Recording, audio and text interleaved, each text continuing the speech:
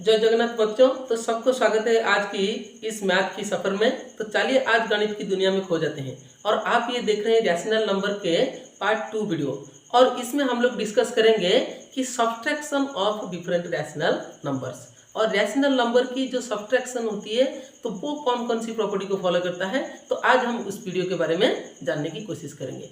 तो हमने जैसे कि पढ़ा था पार्ट 1 में कि एडिशन ऑफ रैशनल नंबर, जैसे कि उसमें हमने बहुत सारे प्रॉपर्टीज के बारे में पढ़े थे। Closure property, commutative property, associative property, और भी उसमें एक्स्ट्रा बहुत सारी चीजें था जैसे कि एडिटिव इनवर्स और द प्रॉपर्टी ऑफ जीरो। अब हम पढ़ने वाले हैं सब्ट्रैक्शन ऑफ रैशनल नंबर्स और उसकी प्रॉपर्टीज। क्या पढ़ने वाले हैं? उसकी प्रॉपर्टीज। तो सबसे पहला वाला जो प्रॉपर्टी होती है तो वो होती है क्लोजर प्रॉपर्टी। क्या होती है? Closure property. तो ये क्लोजर प्रॉपर्टी क्या कहलाता है? तो क्लोजर प्रॉपर्टी क्या कहलाता है? Suppose A and B are two rational number. Suppose A और बी हमारे पास दो रैशनल नंबर है, तो a minus B equal to C, यानी कोई भी जो दो रैशनल नंबर को हम लोग लेंगे और उनकी जो सब्ट्रैक्शन होने के बाद जो वैल्यू आएगी तो वो होनी चाहिए एक रैशनल नंबर। तो तभी जाकर जो subtraction of rational number follow करेगा क्लोजर प्रॉपर्टी को। तो चलिए एक उदाहरण के जरिए से समझने की कोशिश करते हैं। जैसे कि मैं a के बदले ले लेता हूँ 2/3 और एक नंबर ले लेता हूँ b के बदले -1/2, और इसको हम लोग सब्ट्रैक्ट करके देखेंगे कि इसका आंसर एक रैशनल नंबर आता है या नहीं। तो इसके लिए हम लोग पहले क्या लेंगे? डिनोमिनेटर का एलसीएम, जो कि हो जाएगा 6, और 6 को डिवाइड करेंगे डिनोमिनेटर के द्वारा और जितना आंसर आएगा यहाँ पर मल्टीप्लाई करेंगे। तो ये आ जाएगा 2, और 2 को 2 से मल्टीप्लाई करेंगे तो ये आ जाएगा 4।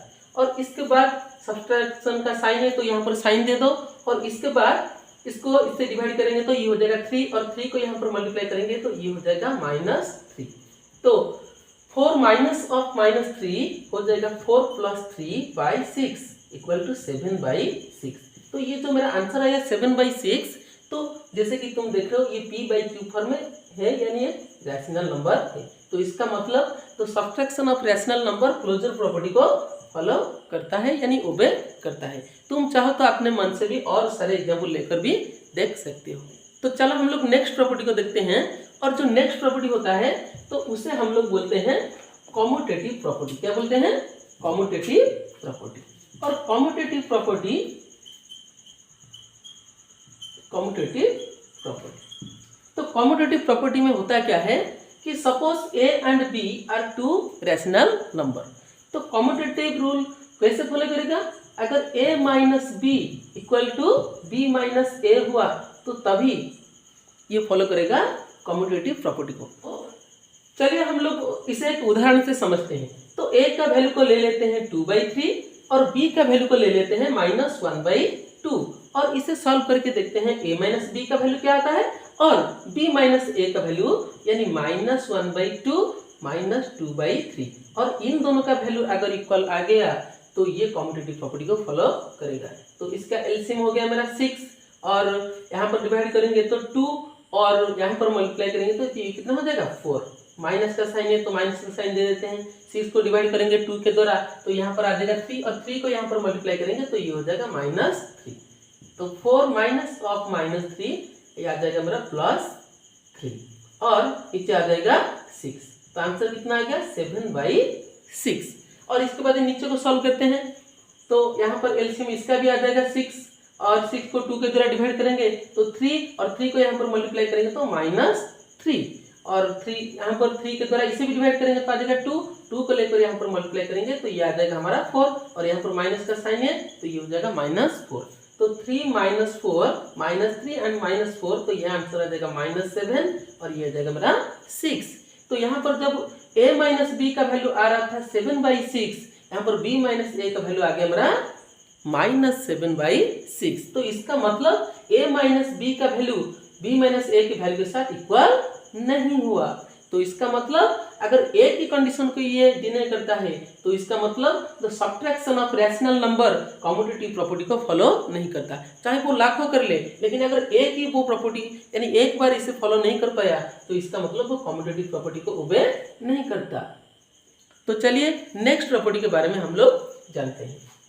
तो जो नेक्स्ट प्रॉपर्टी है the properties of subtraction of rational number का, तो वो है एसोसिएटिव प्रॉपर्टी। क्या है? Associative property. तो एसोसिएटिव प्रॉपर्टी क्या कहलाता है? तो एसोसिएटिव प्रॉपर्टी कहलाता है सपोज मेरे पास तीन रैशनल नंबर है A B and C are three rational number और a minus B minus C equal to a minus B minus C, यानी पहले दोनों के वैल्यू को सब्सट्रैक्ट करके अगर उससे हम लोग थर्ड की वैल्यू को सब्सट्रैक्ट करेंगे तो वो इक्वल होना चाहिए आखिरी दोनों को सब्सट्रैक्ट करके पहले की वैल्यू से सब्सट्रैक्ट करने से। लेकिन इसे हम लोग चलिए एक एग्जाम्पल से समझते हैं। तो यहाँ पर a का वैल्यू ले लेते हैं 2/3 और b का वैल्यू ले लेते हैं -1/2 और c का वैल्यू ले लेते हैं 1/4 और पहले दोनों की वैल्यू को हम लोग क्या करते हैं? सब्सट्रैक्ट करते हैं, यानी सॉल्व करके उससे थर्ड की वैल्यू को सब्सट्रैक्ट करेंगे और इसके बाद 2/3 माइनस ऑफ -1/2 -1/4 और आखिर दोनों को सब्सट्रैक्ट करके पहले की वैल्यू से सब्सट्रैक्ट करते हैं। अगर ये दोनों की वैल्यू इक्वल आ जाती है तो वो फॉलो करेगा एसोसिएटिव प्रॉपर्टी को। तो चलिए देखते हैं क्या होता है।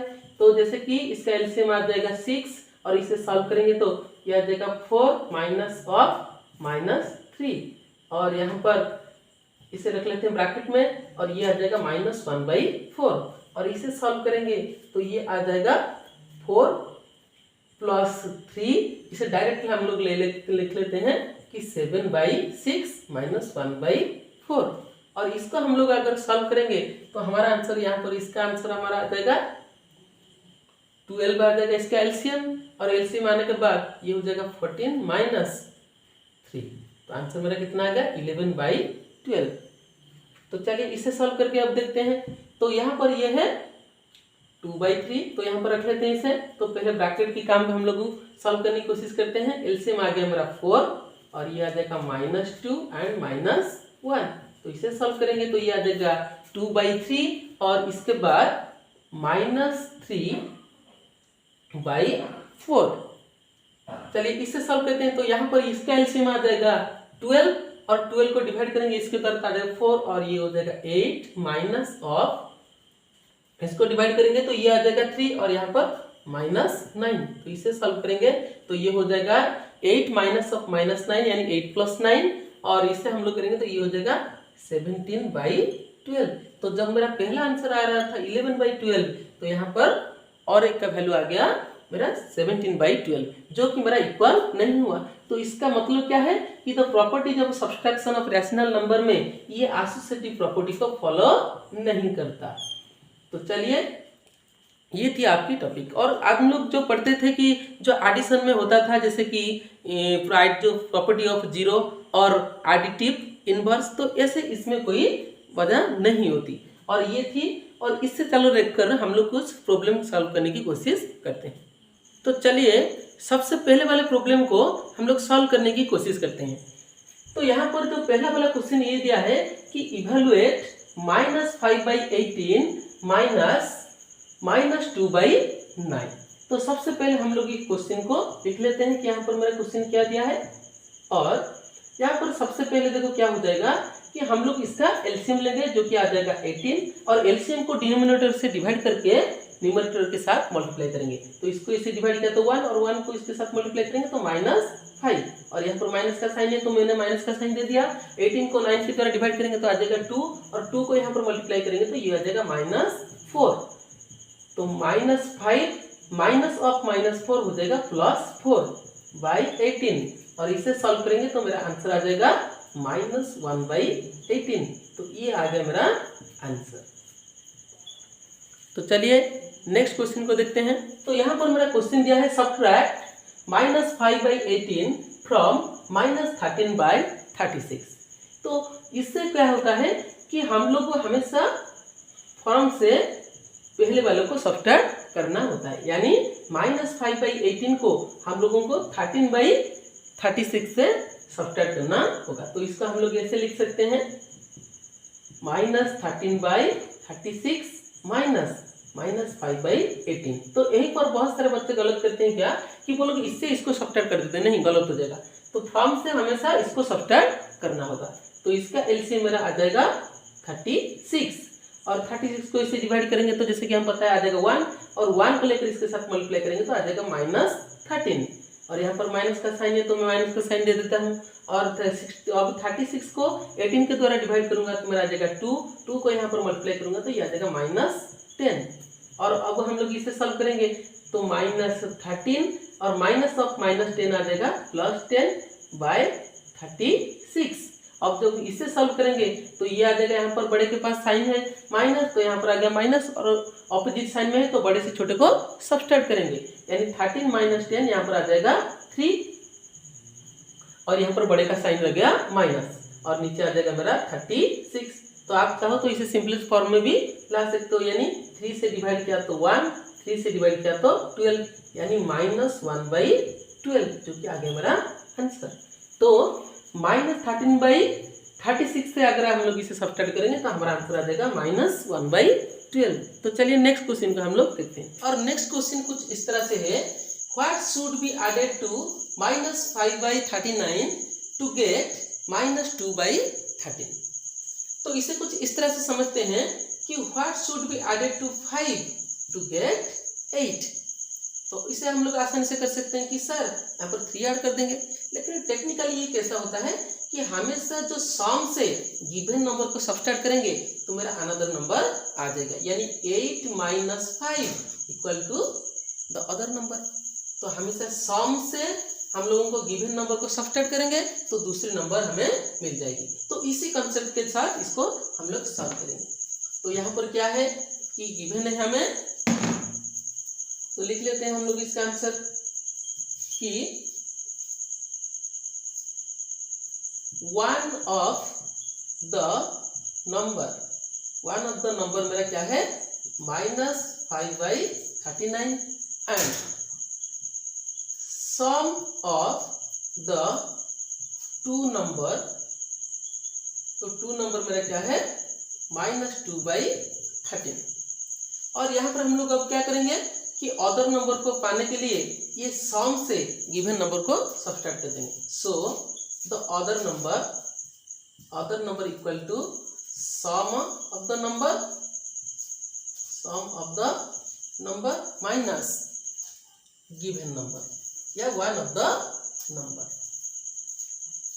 और यहाँ पर क्या आ जाएगा, सम ऑफ द नंबर मेरा क्या है -2/13 और यहाँ पर गिवन नंबर मेरा क्या है -5/39। तो चलिए इसे सॉल्व करते हैं। तो यहाँ पर ये आ जाएगा एलसीएम 39, इसे डिवाइड किया तो 3 और यहाँ पर मल्टीप्लाई करेंगे तो -6 और यहाँ पर हम लोग दे देंगे हमारा साइन सब्ट्रैक्शन क्योंकि यहाँ पर माइनस का साइन है और इसको इसे डिवाइड किया तो 1 और 1 को इसके साथ मल्टीप्लाई करेंगे तो -5 और इससे सॉल्व करेंगे तो ये आ जाएगा -6 एंड +5/39 और इससे सॉल्व करेंगे तो ये क्या आ जाएगा, ये हमारा आ जाएगा -1/39।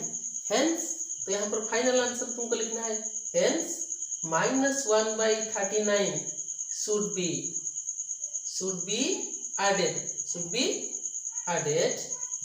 to -5/39 to get -2/13। तो ये हो गया मेरा फाइनल आंसर। तो कुछ इस तरह के क्वेश्चन आएगा और कुछ जगह पर क्या आएगा कि what should be subtracted from this to get this. तो उसी कॉन्सेप्ट के हिसाब से तुम लोग इसे थोड़ी सी चेंजेस करके करोगे, जैसे कि what should be subtracted from 5 to get 3। तो इसका मतलब क्या है कि हमेशा बड़े नंबर से जो डिफरेंस है उसको सब्ट्रैक्ट कर देना, तो तुम्हारा आंसर आ जाएगा। इस तरह की और प्रॉब्लम मैं हमारे टेलीग्राम चैनल AKS ओरिजिन पर सेंड कर दूंगा, जिसे कि आप लोग सॉल्व करके हमारे साथ शेयर कर सकते हैं। और अगर आपका कोई प्रॉब्लम हो तो आप भी वहाँ पर भेज सकते हैं, जिसे कि हम लोग सॉल्व करके आपको भेज देंगे। तो हमारे चैनल के साथ जुड़े रहने के लिए पता है आपको क्या करना होगा। तो मिलते हैं नेक्स्ट वीडियो में। जय जय।